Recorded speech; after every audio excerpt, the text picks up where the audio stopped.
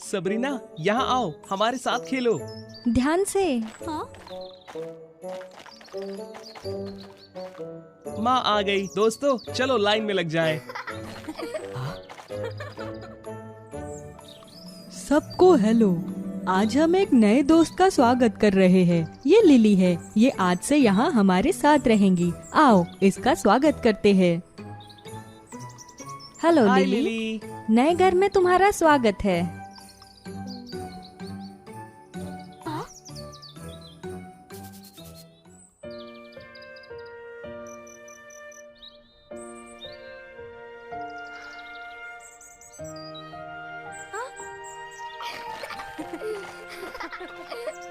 Lily, मेरे पास तुम्हारे लिए कुछ है। क्या तुम्हें ये स्वादिष्ट केक पसंद है? ये मैंने खुद बनाए हैं। लिली आओ और हमारे साथ खेलो, बहुत मजा आएगा।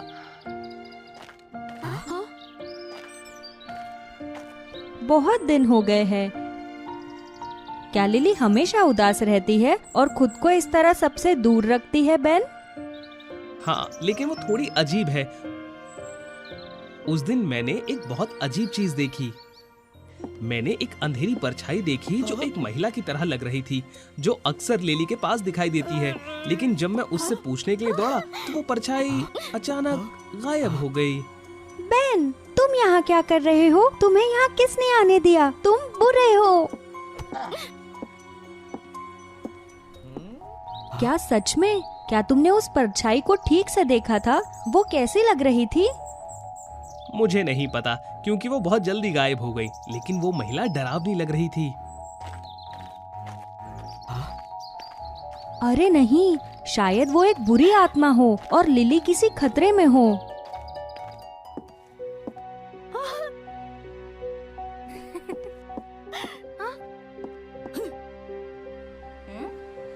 तुम कौन हो? तुम लिली के साथ क्या करने वाली हो?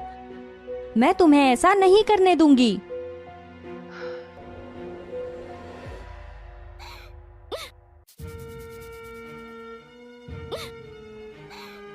तुम ठीक तो हो ना? क्या उस दुष्ट आत्मा ने तुम्हारे साथ कुछ बुरा किया?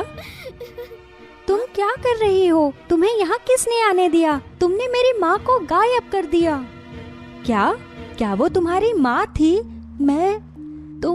तुमने मुझे अनाथालय आने के लिए क्यों मजबूर किया? जब मेरी माँ इस तरह दिखाई देती है तो तुम लोग मुझे क्यों परेशान करते हो? कोई कुछ नहीं समझता। मैं तुम सभी से नफरत करती हूँ।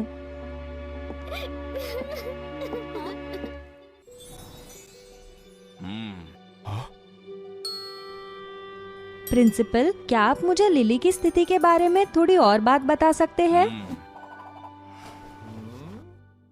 इससे पहले लिली का एक सुखी परिवार था, लेकिन फिर दुर्भाग्य से लिली की मां का एक गंभीर बीमारी के कारण निधन हो गया। उसका कोई रिश्तेदार नहीं बचा, इसीलिए मैं उसे यहाँ ले आया। वो परछाई सच में इस फोटो में जो व्यक्ति है उसकी तरह दिख रही थी। मुझे लिली से बात करनी चाहिए ताकि सब कुछ स्पष्ट हो जाए।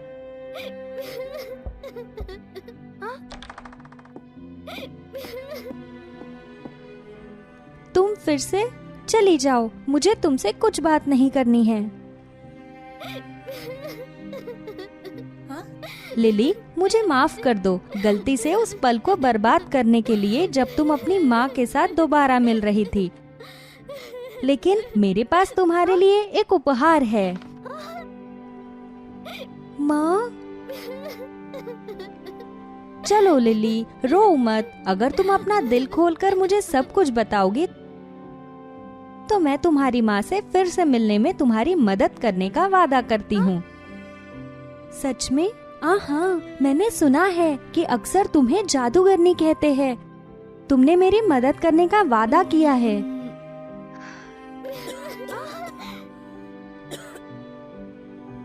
लिली, मैं जल्द ही चली जाऊंगी। अगर तुम्हें मेरी याद आए तो इस अंगूठी से मुझे बुला लेना। माँ हमेशा तुम्हारे साथ रहेंगी।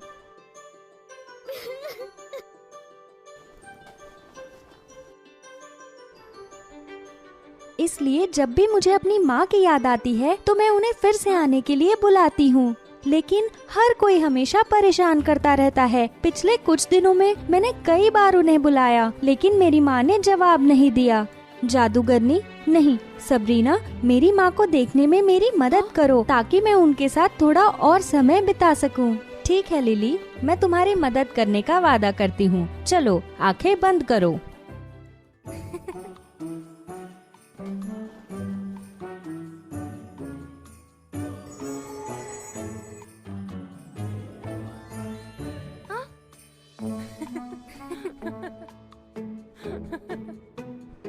अब हम तुम्हारी माँ से मिलने के लिए उस गेट से जाएंगे।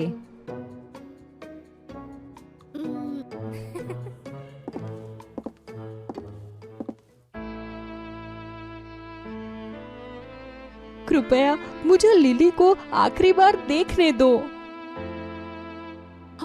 आप ऐसा नहीं कर सकते, क्योंकि जब आप जीवित थे तब आप एक अच्छे इंसान थे। इसीलिए मैंने आपको अपनी बेटी को 3 बार देखने की अनुमति दी। अब वो पूरा हो गया, आपको जाना चाहिए।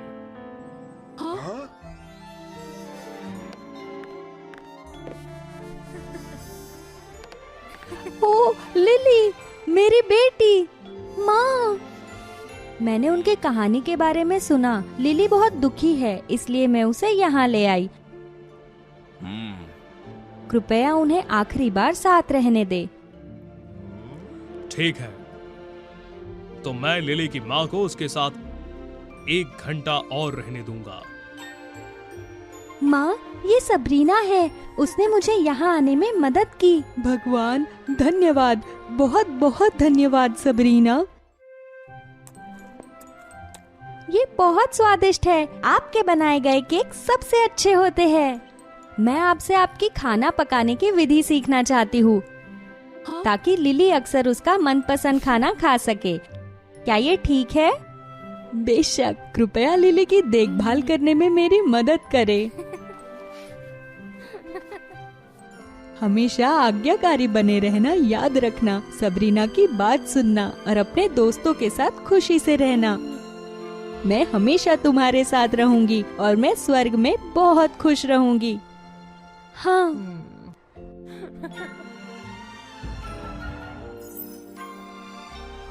अब से आपको जब भी अपनी माँ की याद आए तो आप इस ब्रेसलेट में उनका चेहरा देख लेना। धन्यवाद सबरीना।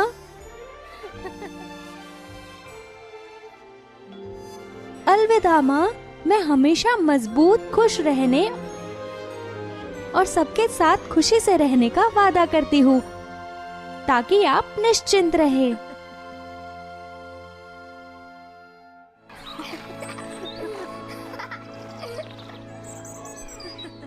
है फिर से स्कूल, वहाँ क्या मजा है। सैंडी मुझे वहाँ जाने के लिए क्यों मजबूर करती है? सैंडी के बारे में बात करने से मुझे और भी गुस्सा आ रहा है। वो आज भी बीमार है। एक लंबा बेकार दिन मेरा इंतजार कर रहा है। रियान, जेनिफर, मेरे पास तुम्हारे लिए कुछ है और ये बहुत खास है। नहीं एलेक्स, जो तुम हमारे लिए लाए हो हमें उसमें कोई दिलचस्पी नहीं। ये तुम्हारे लिए बहुत दिलचस्प होगा, लेकिन हमारे लिए नहीं। हमें कुछ समझ में नहीं आता है कि तुम क्या कहते हो। ये बहुत बुरा है। मैंने कितनी कोशिश की, वो मुझे क्यों नहीं समझते। मशीनों का काम सच में दिलचस्प होता है।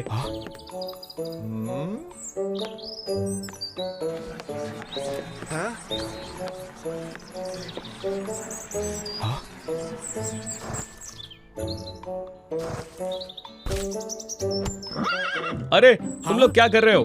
इस बेचारे घोड़े की मदद क्यों नहीं करते? उसकी मदद करें? क्या तुम्हें लगता है कि वह मदद चाहता है? यही सही है। ये घोड़ा खराब किस्मत का प्रतीक है। लेकिन इस वजह से हम इसको इस तरह अनदेखा नहीं कर सकते। इस तरह चिढ़ाते रहोगे क्या? अच्छा बनने की कोशिश मत करो। हमने कोशिश की, लेकिन इसे हमारी मदद की जरूरत नहीं है, बल्कि ये हम पर हमला भी कर रहा है। अगर तुम अच्छे हो तो जाओ और उसकी देखभाल करो, ये देखने के लिए कि क्या ये तुम पर हमला करता है।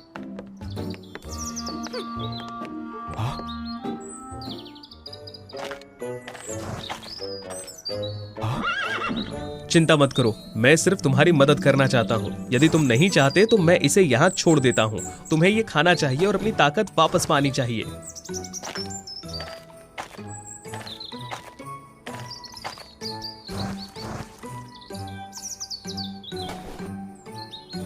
मुझे पता था ये घोड़ा बहुत बेचारा है, मुझे इसकी अच्छी देखभाल करनी चाहिए।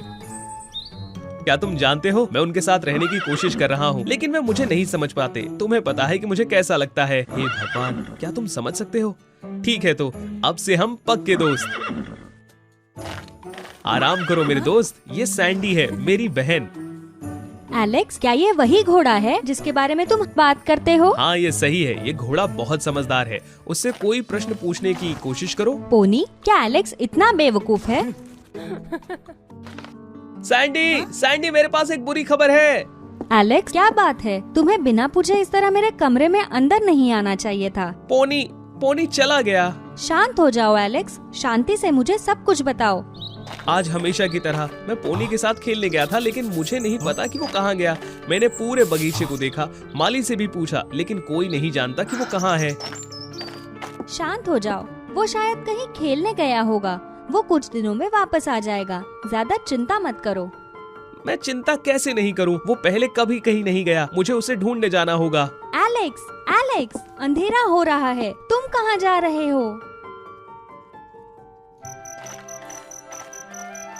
सर, सुनिए, क्या आपने सर पर सींग वाले घोड़े को यहाँ से भागते हुए देखा है? दरअसल हाँ, कल रात मैंने उसे पहाड़ की तरफ जाते हुए देखा था। मैं आपका बहुत बहुत धन्यवाद देता हूँ। पोनी, तुम कहाँ हो? या मैंने उसके साथ कुछ गलत किया और वो बिना कुछ कहे चला गया? पोनी, वापस आ जाओ।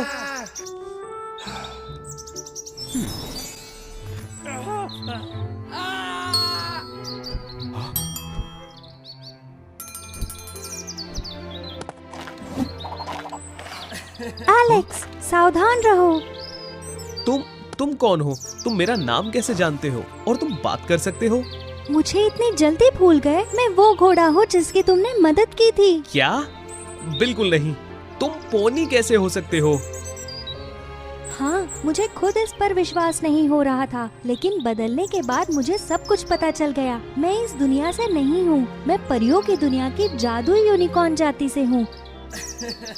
लेकिन एक बार की बात है, जब दुश्मन द्वारा हमारा पीछा किया जा रहा था, मेरी माँ को पृथ्वी पर ढकेल दिया गया। वो जानती थी कि वो बच नहीं सकती, इसलिए उन्हें मुझे यहाँ छोड़ना पड़ा। लेकिन क्योंकि मैं बहुत छोटी थी, उन्होंने मुझ में इस याद की एक चमक छोड़ दी थी। वो चाहती थी कि मुझे सब कुछ पता चल जाए, लेकिन ये केवल तब सामने आया जब मैं बड़ी हो गई। ये तब हुआ जब मैं एक यूनिकॉर्न में बदल गई। जब मैं छोटी थी तो मेरे कमजोर आकार के कारण बाकी घोड़े मेरा मजाक उड़ाते थे। मुझे वो जगह छोड़नी पड़ी और सौभाग्य से मैं तुमसे मिली। तुमने मुझे जीवन में अधिक विश्वास रखने में मदद की है। तुम भी अकेले थे, बिल्कुल मेरी तरह। कुछ दिन पहले मुझे लगा कि मैं इसे और बर्दाश्त नहीं कर सकती। मुझे लगा कि मैं इस दुनिया से गायब हो जाऊंगी, तो मैं उस पहाड़ पर जाने के लिए निकल गई। लेकिन जब मैं वहाँ से निकली, तभी मैं अपने असली रूप में बदल पाई।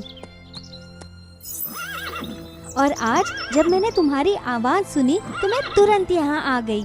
सौभाग्य से मैं उस दुर्भाग्यपूर्ण घटना के होने को रोकने के लिए समय पर पहुँच गई थी।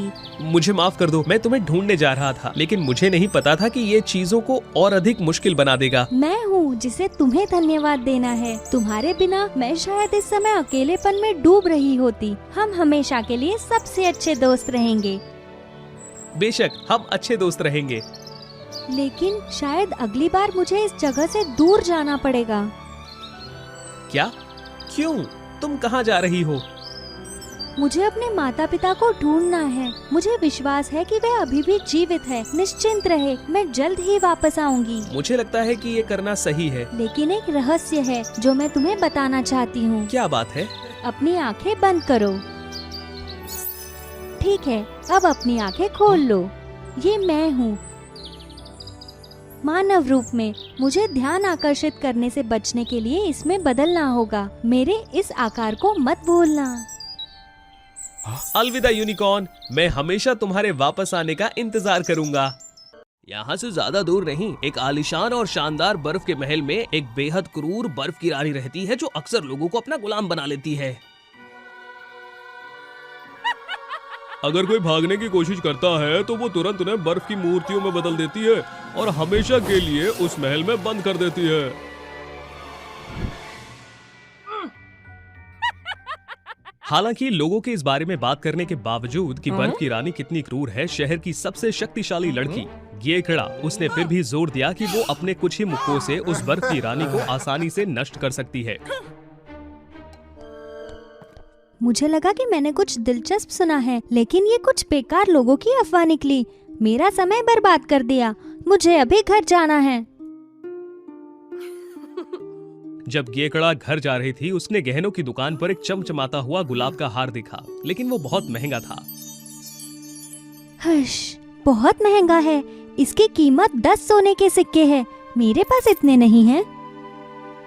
हाँ, मैं अपने सबसे अच्छे दोस्त काय से कहूंगी कि वो मुझे ये खरीद दे। फिर गेकड़ा जल्दी से काय के घर में गई। जब उसने काय को कमरे में बर्फ तराशते देखा तो गेकड़ा तुरंत उसे कहानी सुनाने के लिए दौड़ी और उसे अपने लिए हार खरीदने के लिए खींच कर ले जाने लगी। क्या तुम्हारे पास पहले से बहुत सारे गहने नहीं हैं जो मैंने तुम्हें खरीद के दिए थे, लेकिन तुमने अभी तक उनमें से एक भी नहीं पहना? वो सब मेरे खूबसूरत गुलाबी बालों से बिल्कुल मेल नहीं खाते। यदि तुम इसे मेरे लिए नहीं खरीदोगे तो मैं तुम्हारा काम खराब कर दूंगी। हालांकि काय को थोड़ा गुस्सा आया, लेकिन सबसे अच्छे दोस्त के कारण उसने फिर भी हार खरीदने के लिए गेकड़ा के साथ जाने का फैसला किया। जल्दी करो काय, वरना सुनो, आपने यहाँ रखा गुलाब का हार किसको बेचा है? मैंने अभी उसे इस गाड़ी में बैठे व्यक्ति को बेच दिया। रुक जाओ, कृपया रुक जाओ। काय, क्योंकि तुमने देर करी उसने मेरा हार खरीद लिया। जल्दी से गाड़ी का पीछा करो और उसे मेरे लिए उससे वापस खरीदो। काय जानता था कि गेकड़ा एक गर्म स्वभाव की और जिद्दी व्यक्ति थी। वो समझ गया कि अगर वो गेकड़ा की बात से सहमत नहीं होगा तो वे नाराज हो जाएगी और दुकान के मालिक का काम को बर्बाद कर देगी। इसीलिए वो गाड़ी के पीछे भागा। रुक जाओ, कृपया रुक जाओ। शुक्रिया, आपको परेशान करने के लिए माफी चाहता हूँ, लेकिन मेरी दोस्त को आपके द्वारा गहने की दुकान पर खरीदा गया गुलाब का हार सच में पसंद आया। क्या मैं इसे वापस ले सकता हूँ? ठीक है, मैं इसे गले मिलने पर बेच दूंगी। बस गले लगाने के साथ? मैडम, इस हार की कीमत 10 सोने के सिक्के हैं। सही। अगर मैं इस हार को सिर्फ गले लगाने के लिए बदल सकता हूँ तो ये बहुत अच्छा है। मैं क्रिसमस पर भी गेकड़ा का उपहार खरीदने के लिए पैसे बचा लूंगा। काय खुशी खुशी इस सुझाव से सहमत हो गया। हालांकि काय को ये उम्मीद नहीं थी कि जब ईरा ने उसे गले लगाया, उसने जानबूझकर बर्फ के एक टुकड़े को मंत्रमुग्ध करके उसके दिल में डाल दिया और उसे अपने वश में कर लिया। जब गेकड़ा गाड़ी की ओर दौड़ी तो उसने देखा कि काय खाली खड़ा गाड़ी जाते हुए देख रहा था। क्या तुमने मेरे लिए ये हार वापस खरीद लिया? काय, देखो, लगता है वो गुस्से में है क्योंकि ये हार बहुत महंगा है। लेकिन कोई बात नहीं, उसका गुस्सा कल तक शांत हो जाएगा। हालांकि अगली सुबह भी गेकड़ा ने फिर से देखा कि काय का चेहरा बहुत थका हुआ लग रहा था। उसे डर था कि काय को सर्दी जुकाम हो गया है, इसीलिए वो डॉक्टर को बुलाने चली गई। लेकिन जब गेकड़ा डॉक्टर को लेकर आई, उसने काय को गाड़ी में चढ़ते और जाते हुए देखा। गेकड़ा ने पीछा करने की कोशिश की, लेकिन वो उन्हें नहीं पकड़ सकी। उसके आसपास के सभी लोगों ने कहा कि ये ईरा नाम की एक दुष्ट बर्फ की रानी की गाड़ी थी। उसने काय को बहकाया और उसे दूर ले गई। वो घर वापस आई और काय को खोजने के लिए जल्दी से अपने घोड़े पर सवार हो गई। ईरा के बारे में उसने अपने क्रिस्टल गोले में देखा और गेकड़ा को उसका पीछा करते हुए पाया। फिर गेकड़ा के रास्ते में बाधा डालने के लिए कोए को अपनी आंख और कान बनाकर भेजा। वो एक पेड़ की शाखा पर बैठकर कोए ने गेकड़ा को बूढ़े गॉब्लिन ऑटो के जंगल में जाते हुए देखा, जो विशाल रेशम के कीड़ों के लिए प्रसिद्ध था। उसने तुरंत एक कांटे को मंत्रमुग्ध किया, जो विशाल रेशम के कीड़े को चुभ गया, जिससे वो तेजी से रेशम का छिड़काव करने लगा और चारों ओर सब कुछ नष्ट हो गया, जिससे गेकड़ा के रास्ते में बाधा आ गई।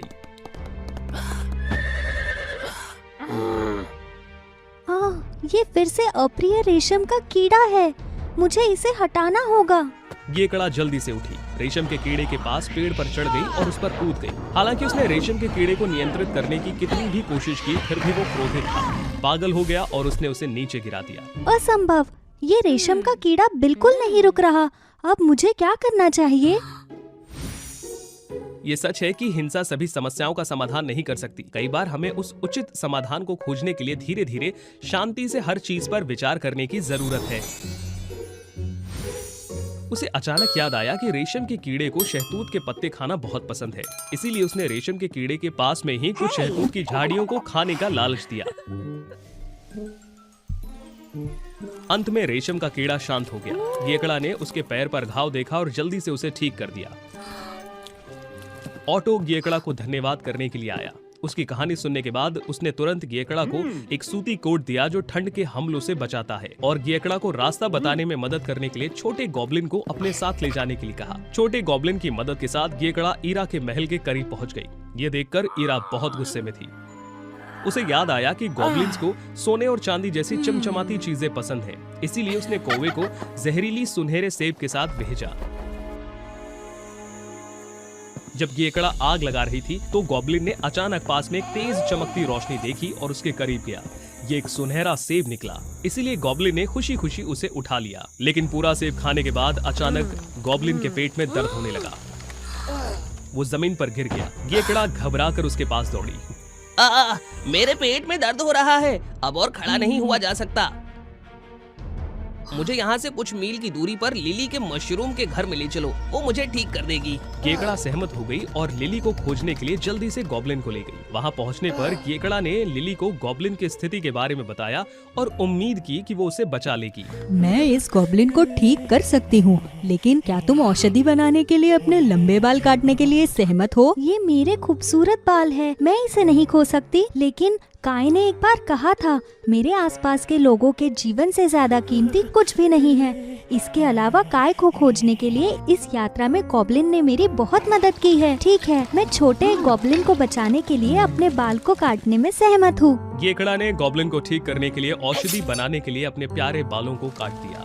बहुत ही जल्द दवा तैयार की गई। लिली ने औषधि को बाहर निकाला और उसे पीने के लिए ध्यान से गॉब्लिन को दिया। छोटे गॉब्लिन की मदद करने के लिए धन्यवाद। कोई दिक्कत नहीं है गेकड़ा, मैंने सुना है कि तुम्हारे दोस्त को ईरा ने कैद कर लिया है। ईरा के पास एक तरह का बर्फ का जादू है जिससे मंत्रमुग्ध व्यक्ति का दिल धीरे धीरे जम जाता है और वो अपनी सारी यादें भूल जाता है। इसलिए तुम्हें उसे जल्दी से जल्दी ढूंढना चाहिए। छोटे गॉब्लिन की चिंता मत करो, मुझे उसकी देखभाल करने दो।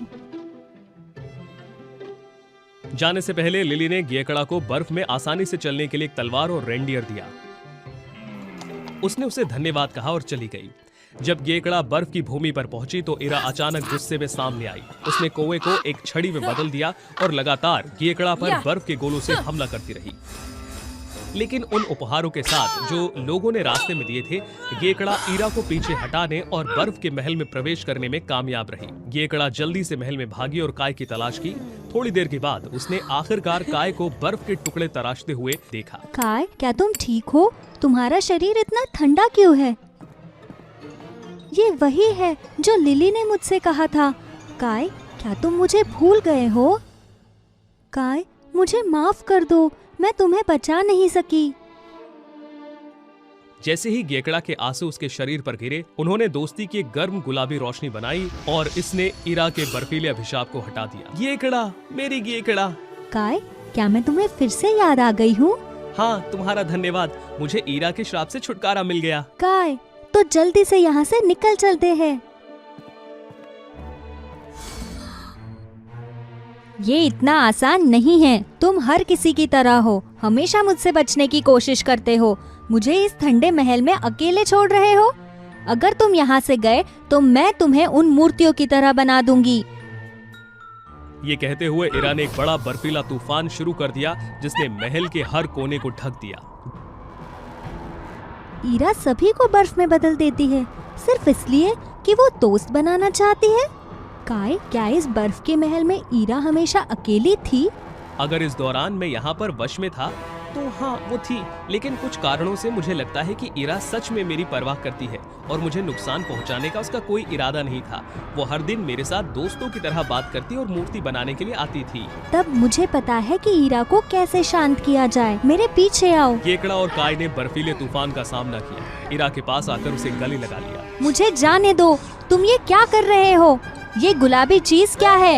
ये दोस्ती की गर्माहट है। क्या तुम इसे महसूस कर सकती हो?